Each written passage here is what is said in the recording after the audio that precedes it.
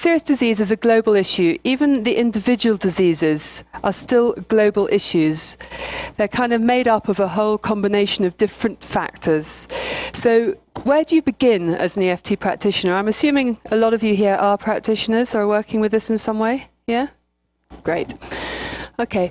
The first place is always to begin where your client is at anyway. You always begin with where they are in that moment. It's important to know that we're not doctors, and I'm not going to pretend to be a doctor here. I specialize in serious disease, particularly cancer, but I'm never pretend to be a doctor. I know very little actually about the makeup of the disease, or in fact any disease. I leave that to the people who do know. I don't need to know that. I'm interested in working with the vibration of the disease, with the emotional components of it, and also with the physical pain management, those things. But I do not need to know what's going on biologically, thank goodness. The emotional and the physical are kind of flip sides of the same coin, so it doesn't matter whether you begin with the physical or whether you begin with the emotional. You're going to be working on both anyway. They're all on the same energetic frequency. Okay, we're working with the same thing. It's all energy. As far as I'm concerned, EFT is kind of the ultimate tool for working with disease. Because of the setup statement, it says it all. The I deeply and completely love and accept myself is key to our work with serious disease, absolutely key. And when I say that, it's I deeply and completely love and accept myself with or without the disease, and deeply and completely loving and accepting the disease. It's all about setting up a communication with the disease in order to get it to change and to help the healing, to facilitate the healing. Okay? Actually, the disease in itself isn't really the problem. The problem is far more the sort of the sickness that surrounds the disease, the judgments, the beliefs, the identities that are created through having a disease. I'm a diabetic. I'm an anorexic. I have depression. I am depressed. It's what society gives to the disease that's really key to this. And if you can clear those judgments, actually working with the disease itself is remarkably easy. If you think about it, I mean, that's been going on since, forever and a day. The plagues were because God was angry with us. Anybody here had glandular fever as a teenager and got teased for having the kissing disease?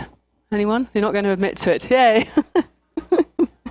Okay, it's the judgments that are put on top of having the disease that are the major issue, I think, to the healing. That's the first block, working with the judgments about having the disease. What are you saying to yourself? Are you identifying with it? Who does you with the disease state make you? How are you seeing yourself?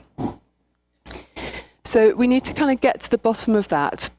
But the disease is not who we are. Okay?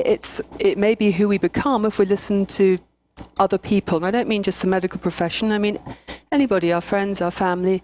There's a lady up here earlier. Well, I've got the diabetes. Everyone in my family has it. That's what I'm expected to do, almost. That's how it works. Although genetically, certainly in the case of cancer and heart disease, it's only about 5% of that is from a genetic input. So it's about working with the disease, creating a rapport. We create rapport with our clients all the time. It's one of the key things.